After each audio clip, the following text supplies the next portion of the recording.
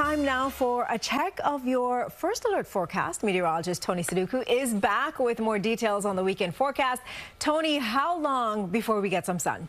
I'm totally with you, Lisa. We got the all-important weekend forecast. I think by tomorrow, you'll be glad to see some sun. The one caveat to that is there will be some storms, too. So the emphasis is tomorrow's not a washout, and there'll be plenty of dry time to do anything outside. Just right now, it's cloudy, and it's 68 degrees, and if you've been outside, it's pretty muggy.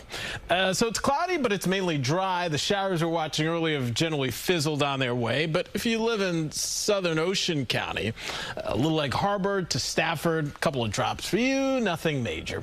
Numbers now still in the 70s. Very mild night. Woodbury 72, Bridgeport 65. On the island, it's a little cooler as we've tapped into a south wind. Now, overnight lows will drop, but only into the low to mid 60s. Very close to where our dew points are, which of course is going to help to get the air really moistened up. So fog could be a concern first thing out the door tomorrow. So be mindful of that, and visibility could slow you down. We'll watch if we see any dense fog advisories, but that's the issue in the morning, and there could be a little wet weather too. And then in the afternoon, we'll mix it out, and by afternoon tomorrow, it feels like summer.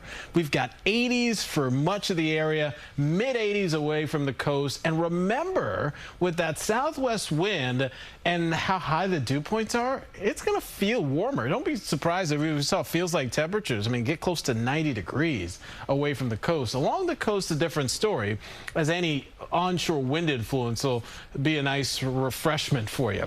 Now, tomorrow morning, we talked about this particular model, a little aggressive, but, you know, if you've run in the Brooklyn half tomorrow, you got any practices or any games, sports with the kids, we'll have to watch out for that. It's not here to stay. That's going to be very, you know, there'll be some motion to that. And then midday, you're okay with sunshine. Yeah, you're sweating, though, so be sure to stay hydrated and have the sunscreen, too. It's going to be pretty toasty out there at Yankee Stadium for that Game 2 of the Subway Series. All right, so for the Futurecast tomorrow evening, though, do have the umbrella, too, because we could see some storms flare up. And, again, some of these could be pretty potent, and gusty winds could be a concern. Different Sundays, it's drier.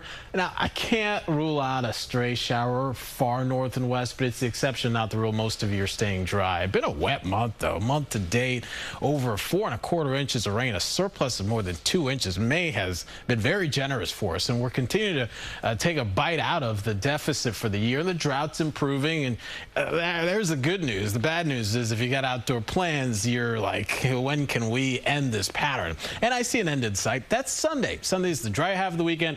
We're going to start to do something about the humidity, too. It's going to feel better, but we pick up a breeze. So Sunday's kind of breezy. Monday's breezy.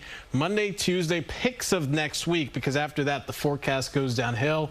And Wednesday through the end of the week, and we begin Memorial Day weekend after that, and right now, it looks unsettled, but plenty of time to watch it. Whatever happened to April showers? Is it now May showers? I was thinking the same thing.